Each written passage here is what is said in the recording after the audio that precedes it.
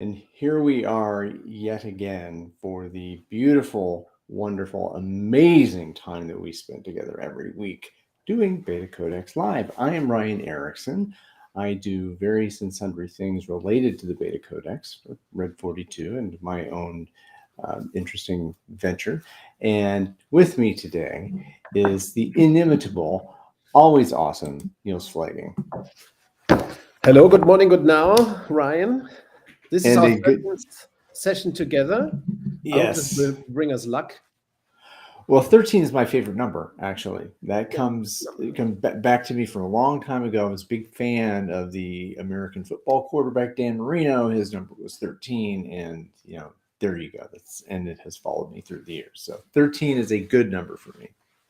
So the topic for today is beta consulting, consulting in the world of beta and the beta codex, as in we know what alpha is, and the consulting world has done its damage, or how has the consulting industry played into the alpha world of command and control, and what does it mean to be in distinction to that in the beta world and beta codex. So, and yes. as we were talking about in the pre-show, I did a little preparation this week. I picked up Mariana Mazzucato's new book, The Big Con. So you might think that that's a little bit of a criticism of the consulting industry as it stands today, and Yes. what harms that may have done. So from my perspective, I have a take or two on what it means to consult in the beta world. Again, my first salvo there is about being in contrast to supporting a command and control point of view, and however you engage with your client at the time, the person you're with, that when you are taking a stance as a trusted advisor as opposed to a snake oil salesperson, when you are a trusted advisor, it's important that you stand up for your beliefs. I believe, and what you believe is right for the client at that time, and that is definitely not the inhumane, authoritarian stance of command and control, and Yeah. of leading people and not being in service to them. So that to me my first stance in terms of knowing that how I'm showing up with the client at that time is to be in service of, with us, for us, of the people who are in the organization at the periphery, in service of a market as opposed to in service of a management hierarchy. So Yeah. that's one thing. So that's my thing. How would you frame your own first step, or what's your opening to this conversation? Yeah. I mean, you already mentioned Mariana Mazzucato's recent book, The Big Con, I think. Yes, big con. I did not read that yet, but I joined the consulting industry 20 years ago in 2003. Mm. And at the time, I thought that there were too many consultants already. Since then, everybody is a consultant. And of course, we're talking specifically here about something like management consulting, right? And Yeah. of course, I always tried to be not just try to, I didn't just try to be on the right side of the consulting industry, but also wanted to challenge my thinking, critical thinking about consulting. And I brought for the intro here, I brought my top three, critical consulting books. First is Consulting Demons. I think the title says it all. Very critical, and it's not new. It's by Louis Pinot, and it must be from the 90s, I think, or from the 2000s. So Consulting Demons, pretty condemning about the consulting industry already. Then we have a little bit more on the humorous side, but very good. I think very, very good book. I'm Sorry I Broke the Company by Karen Pflaeging. This is more constructive than it sounds. So this is a Mhm. really, really good book. I really recommend it to anyone doing consulting. Mm. And here's one of my preferred books of all times. Philosophical It is really about consulting and analyzing, or a critical look at the consulting industry through the lens of the philosopher. So this is really a book I've bought a dozen copies already through my life, and gave these copies to other people, to warn them and for them to learn. So this is called The Management Myth: Why the Experts Keep Getting It Wrong, by Matthew Stewart, who is a philosopher by training and who also acted as a consultant himself.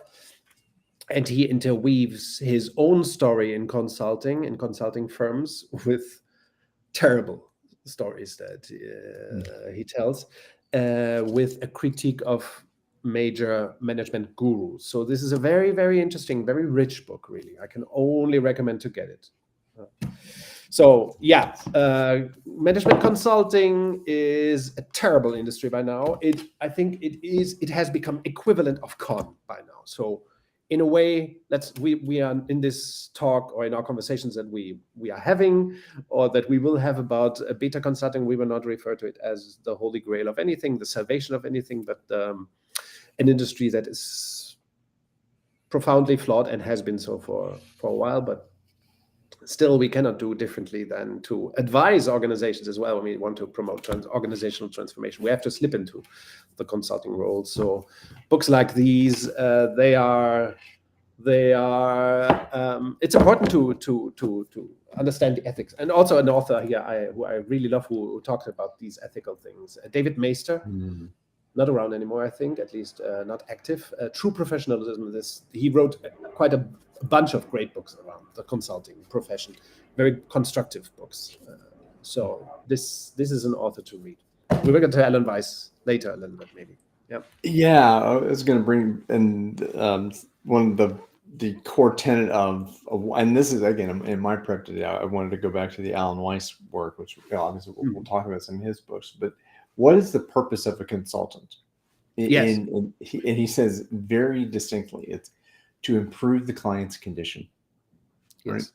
It is so basic, and as it's not to improve your own position as a consultant, your own bottom line. That we want to have survivability and profit. But in Matsukado's book, she kind of goes into it at first, and she explains the concept of rent seeking, and that's the idea of you're kind of surfing on value, and that you're just extracting more and more value. You're extracting value upon.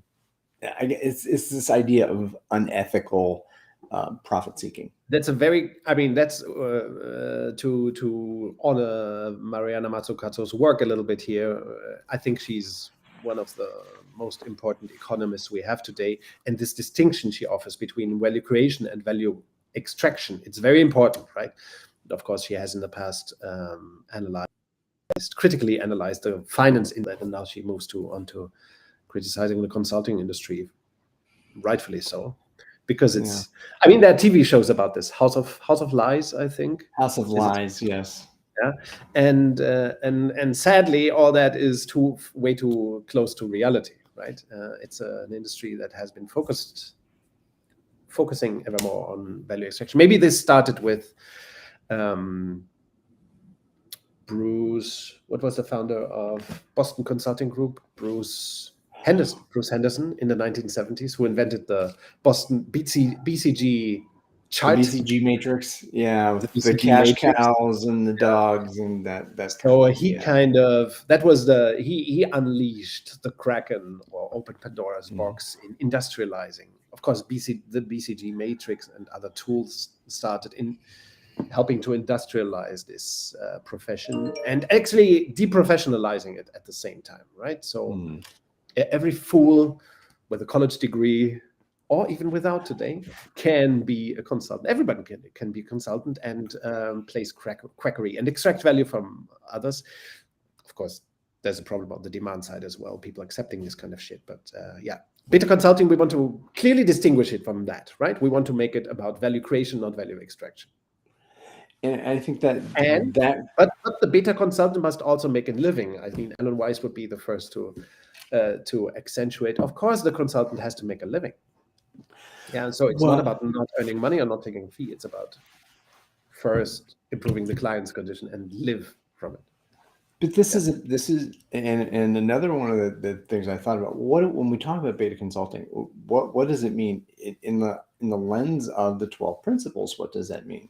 You hit on the principle of mono-maximization, and in that, or not that all around success, I should say, not that if you're only thinking, I only want to make a profit, I need to make a profit, I need to make this sale from the client, I'm incentivized to make this sale from the client through my pipeline and all that kind of jazz. Yeah. And again, at all costs, I only want to make a profit. But no, I want to make sure that I am in right relationship with myself and ethics, with the planet, what is good for the planet, what is good for communities, all those kind of those things that what make the 12 principles fit for humanity and working in that. And the other thing that you kind of touched on, the value creation versus value extraction, the idea of, as a consultant, do you want to create a dependent relationship where the client they're always coming to you for knowledge and trusting you, or do you want to be in partnership with the client so that they build their own capabilities? Yes. And they can do more of what they are in business or in government service to do.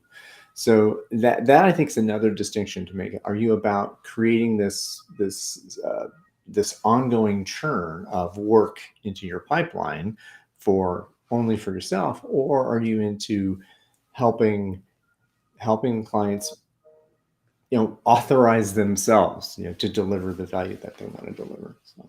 Yes, I mean, we are talking here in BetaCodex Live always in the context of the BetaCodex and beta organizations and so on, and beta transformation. And now, as we turn in this 13th episode of our series to beta consulting, we might add that certainly beta consulting deserves a few principles, or there must be a few principles. The BetaCodex provides 12 important principles for organizations, but to help organizations transform, you might have to add a few principles, have a few additional principles. And of course, but we should, I think we are likely to discuss some of these principles during this session and possible others. And I think one that you kind of hinted at already is the how do you produce ethics in consultant partnership, in consultants? Yes. The consulting relationship. And I think there are quite a few principles that I apply and that I would recommend every beta consultant to apply. One would be never get paid by time, unit of time. Of course, we got this from Alan Weiss. This is the first Alan Weiss book I ever got. In early 2003, I found this book and it saved my life. So, yes, great consulting challenges and how to surmount them. This was the first time I came, and I at the time I had already written a diploma thesis, so like a book on consulting, international consulting, and I'd never even scratched Alan Weiss's book. It seemed too unacademic, too unscientific, which it is. But still, it's highly philosophical, highly practical as well, and highly conceptual. So I can only recommend this book. But one of the key ideas, of course, of his was and is, and I have applied it for decades already, is never charge by unit of time. Never use daily fees, daily rates, or hourly rates, because that effectively inhibits actual consulting or trusted advisor, David Meister kind of relationship. So one shall never use hourly or daily rates. Yes, you can only join trusted relationship with a client organization, or an video client in consulting if you charge by value, if you go with value-based fees.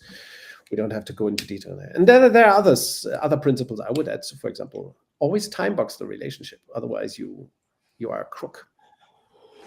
So that'd be interesting to discuss as well. That comes to open space beta, of course, right? And, yes, and this insight came a lot later than the one about not using time-based fees. Yes. Yeah, well, and there's this sense of producing creative tension that you create this creative tension also that there's this. I think social density is kind of in that same vein about we or a sense of urgency. I think, and yeah, I mean that's many ways of saying that, but in idea of okay, now we're here, now we're going to do this, and okay, we may not be 100% complete by the end of this time box, Yes. but we know we're on this path. We know we're going to continue on this path. So yes, one of the essences of beta consulting is, I would say, and this could also be framed as a principle or just as a key concept. Beta consulting shall not disempower the client or people, actors at the client, on the client side, right? So we shall not make decisions that the client should make. And that in turn means, and that's where the principles of time boxing and not charging by hourly or daily rate comes into play as well. Because we do not want to make a beta organization dependent on consultants, or an organization should not be depending on consultants. That's one of the points of Mariana Mazzucato's book with regards to public administration, but also looking at private companies. Yes, most consulting firms, of course, act more like zombies or suckers of energy, time, and wealth. So they are value extracting, in Mariana Mazzucato's words. And for a beta organization, of course, that kind of consulting would be counterproductive. Giving power to a consultant is totally opposed to reducing hierarchy and decentralizing decision making. So the beta consultant should take care that she or he does not disempower the organization and promote centralization of power, or worse, outsourcing of decision making to the client. So there are several principles, I think. I think there's this also comes back into my opening about internalizing the principles and knowing what your point of view is on. Am I feeding the ego of this person? Am I just telling them what they want me to tell them so that they have cover, or so that they can blame the consultant if things go wrong, and they have their. And that has been part of the business model of the large consulting firms, that you can blame them. You pay them a terrible amount of money so that you can blame them in case anything goes wrong. And but that's not consulting. That's not improving the client's condition. That's improving politics or supporting politics on the organizational side, on the client side. Yeah. Mm-hmm. Yeah. And there's, and from the business, again, another distinction again around the business model. Again, we talked about value-based fees versus time and materials kind of fees. So that's one distinction. And in the business model side of this, there's a guy named Jeff Marlowe, who I don't know if you've encountered him on LinkedIn, but he came from, I think there was Cambridge Consulting. He had been involved with Peter Senge at some time, but he described the consulting industry model very, very simply as finders, minders, and grinders. Right. So you have the partners of the firm, the rainmakers, going out there and finding the work. And then you have the managers who sit on the account for however long it is to keep that revenue coming in. And then you have all the green MBAs, all the folks that they pick from the business schools to come in, that they do the work. The junior consultants that describes the large consulting firm's business model, right? Or the consulting industrial complex, how it works, right? Mm-hmm. Yes, exactly. So that's not, I think, what we want to promote. I think we promote beta consulting is around true professionals Or let's take a spec. I mean, we could criticize the consulting industry forever, right, and bash it, as so many other people have done and rightly done, and we could do so, and we would enjoy it. It would be lovely. But if we look at a little bit more at, okay, what then is beta consulting? If we use it, I mean, we coined this term just for this spot, Yes. presentation, right? It's not a brand or anything, so don't take it too seriously. But if we distinguish common consulting and beta consulting, certainly beta consulting needs to match the challenge, the Alan Weiss thing. The ethos. Yeah, or axiom. Yeah, improves the client's condition. Okay, that's one thing. Another thing I would add would be an axiom by Edward Deming, who says that, well, profound knowledge cannot be sufficiently produced in the client in the organization to improve it. There needs to be outside. Profound knowledge needs to be supported, delivered, supplied by the outside. You need outside help to get what Edward Deming calls profound knowledge. Yeah, let's say wisdom that goes beyond what you consider natural, normal, or doable, because your own system blinds you to the possibilities that it has. So you need the outside perspective. That's a very systems theory, systemic way of looking at consulting. The advantage of the consult is, okay, you may have knowledge, you may have theory or knowledge, and supply that to the client. You may even employ some, and methods that the client side doesn't have or use. But the main point is really this mirroring possibility, or this rubbing thing of around possibilities, not really showing, because a book by a great author might help an organization to know what's needed to know, but still the exchange, or the, as we in systems theory call it, the irritation wouldn't be there. You need the consultant to constructively irritate the system. And this is certainly one of the elements of beta consulting, to provide this constructive irritation that leads to the client organization becoming capable of solving its own problems and overcoming the status quo that it's usually, or the current command and control system that it usually has. It's developing the whole thing.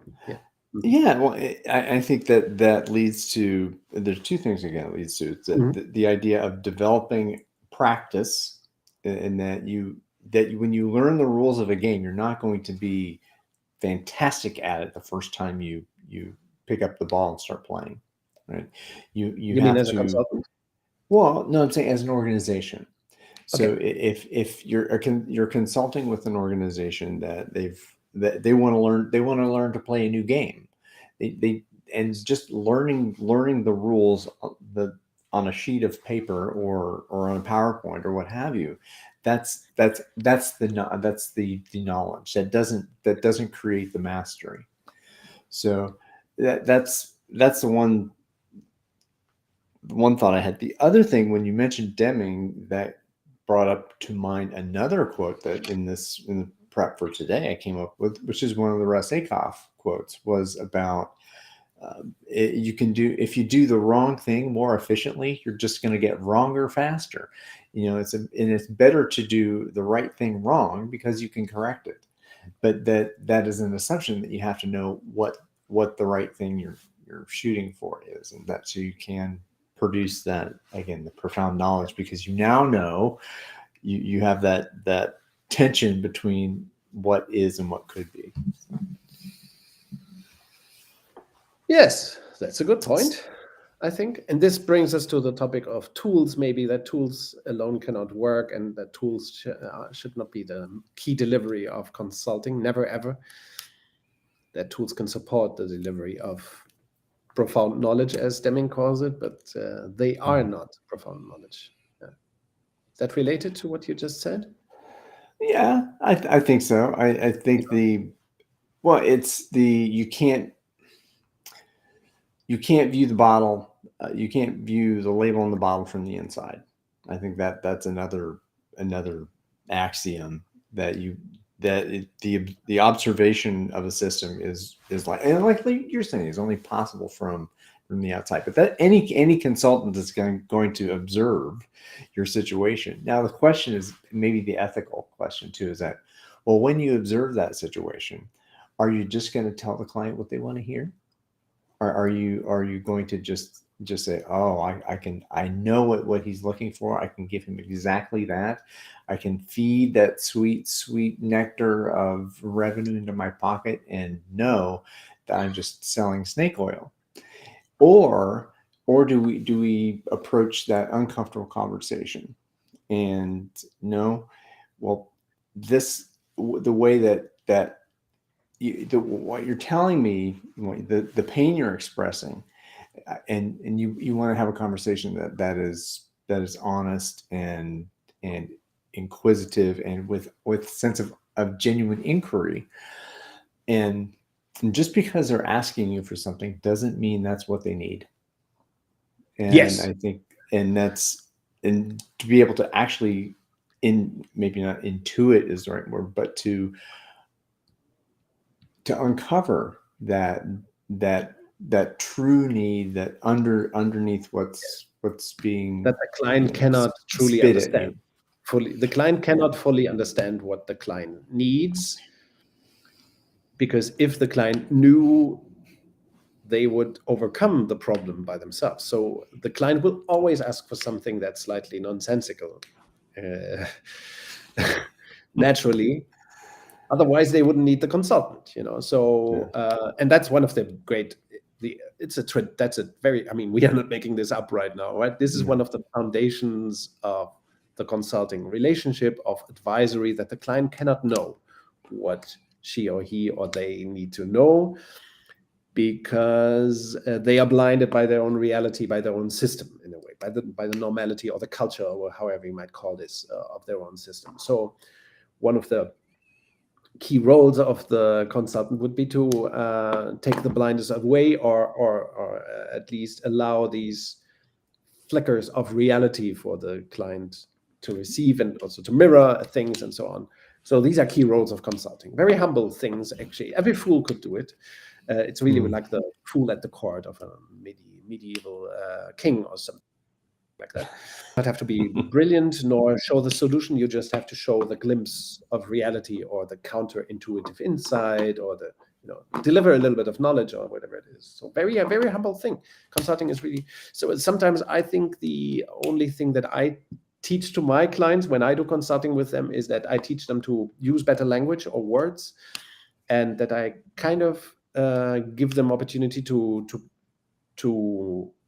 start having very good conversations instead of lousy conversations.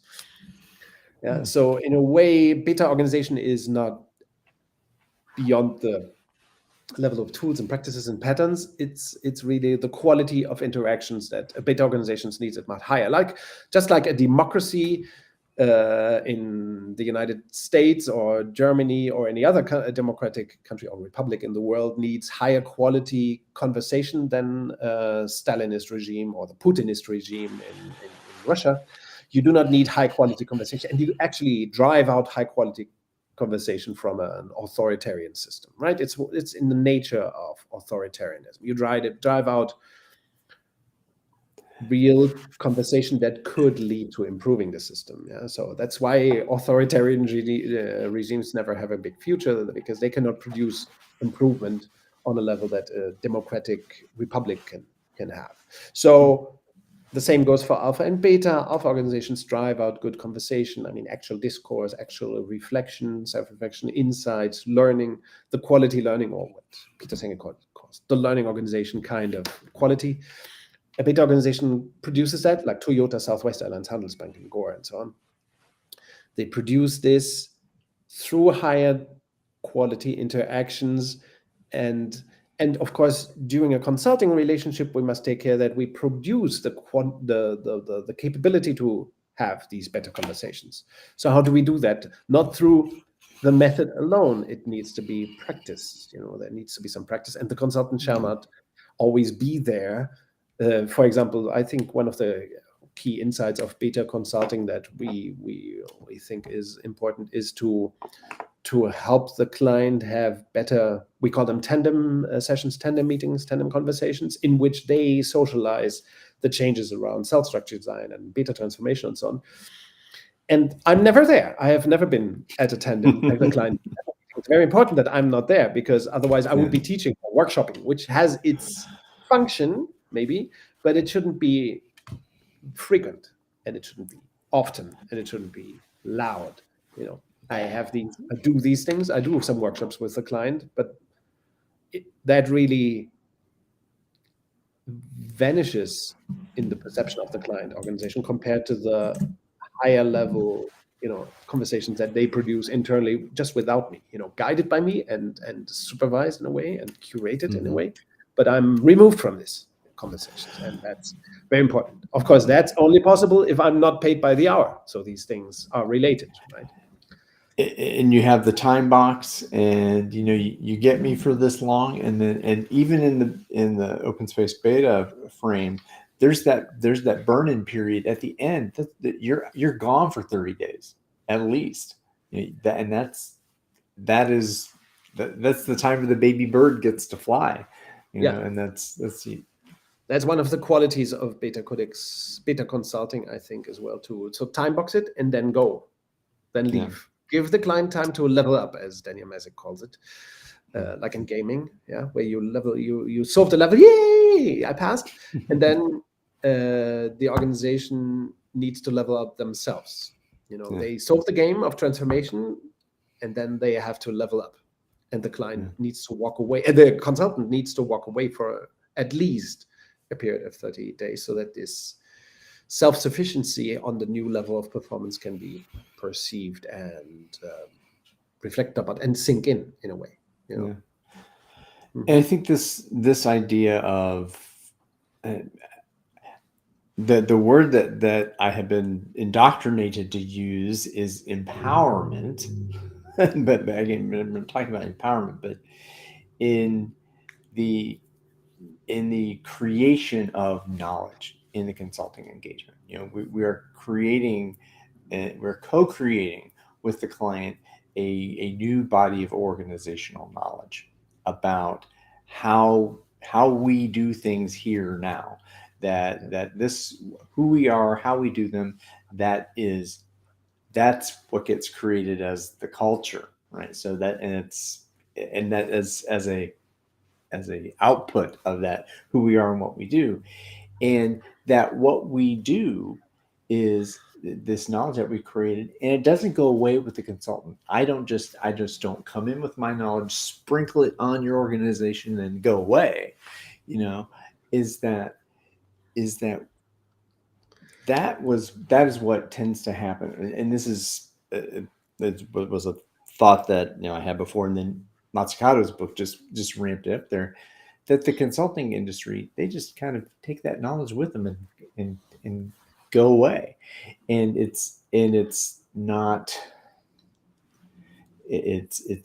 shared. It's very extracted. Yes, So I think that's part of the distinction, at least for me, is that we, in service of the client need, you want them to grow and to have that ownership of the knowledge that they are now capable of creating. Yes. By the way, I went through all these mistakes of providing the knowledge and then walking away effectively. My first consulting project, I remember it well, in Brazil, large software company. I think I said all the right things, but saying them was part of the problem, And today, or with what I learned about consulting, actually advisory, of course, I learned that telling the client too much, over-telling, is part of the problem. Of course, over-explaining is part of the problem. Trying to give solutions as the consultant. You want to, of course, I still want to seem brilliant in front of my client, but I learned between the age of 30 when I started and now around 50, I learned to control my ego. So I want the client to discover the insight, discover the knowledge for themselves. So didactically, I'm not in the same industry anymore that I was Yeah. 20 years ago. I'm doing everything differently. I turned we turned everything. Oh, I learned to be a decent consultant, and to take care that, of course. I mean, let's give it a little bit of context here as well. We're talking about beta consulting, right? And when I started doing this kind of work in 2003, we were still calling the approach or the method beyond budgeting, right? The model, we called it beyond budgeting. And at the time, there was very little codification of the contents of beyond budgeting. I mean, I published a book in 2003, and then another one in 2006, and then a third one in 2009. So that was all good and well. So there were white papers and so on and stuff published, but it wasn't much. Now we already have a lot more of the knowledge codified in different ways. I mean, you can learn this stuff with Comenius or through books or through videos. Even our video series here humbly tries to contribute to that body of knowledge. So the consultant, I think, should this codification of knowledge around beta and beta transformation and the approaches you need, like open space beta, the codification, the writing, the explaining, the publication around, and so on. It also serves for the consultant to be less. You need less explaining to do. So when I do a workshop today at a company, I expect people who join in, who are invited to do this at the company, who are invited to engage seriously in this and to spend time on doing this. I expect them to read the books, to study, to get to go beyond the mere apprentice level themselves by studying, by getting knowledgeable, and then we can work, and that accelerates the whole process, because I do not have to do many workshops over explaining and explaining again, and which then creates a distance to the client. So I want the client, or we think it's necessary that this is what open space beta brings to the process as well.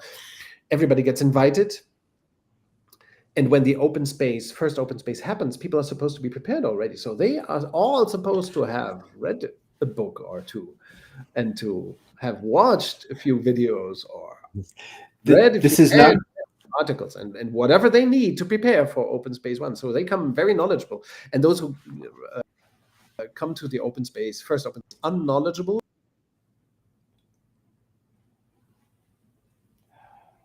those who come to the first open space unknowledgeable are likely going to be left behind, I think is what you were going to say. We lost you for a second, but those who come to the first open space unknowledgeable are going to feel, and I just said they're going to feel left behind. They are going to feel awkward or uncomfortable, maybe feel a little bit of shame even, but they have themselves to blame, because they are invited not just to come, but to be prepared as well. Well, I think preparation is such a mind trick, right? What's such a mind trick? Invitation is such a mind fuck. Oh yes, yes. It's like democracy. It's a terrible mind fuck. This is not just about voting. This is about you being a citizen now, and that's way different than being a slave or. Oh God! And so there's a couple other things here. Oh, well, looks like Niels' network connection just dropped off. So I was going to say something just fascinating that we could riff on again. Well, that would have been about. I think what I was going to say was about preparation, and that happens in presence of mind in the open space. So, well, looks like I'm going to sign off here. We're going to go to betacodex.org/live for our live Zoom session. And hopefully Niels will join us there. And if not, you'll have me on the session. And just to remember, this is going to be rebroadcast again later today on LinkedIn for those of you who might have caught this in the middle and want to check on the rest of it after we check out here. You can do that at 9 a.m. Eastern, 3 p.m. CET. So Niels has arrived back, and I think we'll say our goodbyes together. Welcome, welcome back. I was so much in the flow, and then the connection got lost, right? Well, I was just landing us here, letting folks know that the betacodex.org/live will go to Zoom here next. I did make a mention of that that story about people being prepared. It's in the principles, right? It's in the principles. It's presence of mind, being prepared, and that you're not going to come to this open space and just expect someone to be sage on the stage and give you the plans and say, I don't need to know anything going in and out.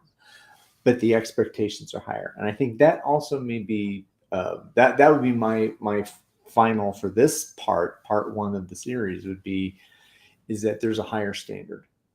In that consulting, the industry of consulting in general, it's about the people in it. And if you hold yourself to a higher standard, a standard of ethics and a standard of, just of high knowledge, of preparing yourself, I think that is the way to be going forward. More to come on that. So, can I mention something that Alan Weiss always accentuates? Not sure if you've seen it already. He says that professionalism is not about being paid. You're not a professional because you got paid for what you're doing. Professionalism is to hold yourself up to the highest standards, to the highest standards of the profession.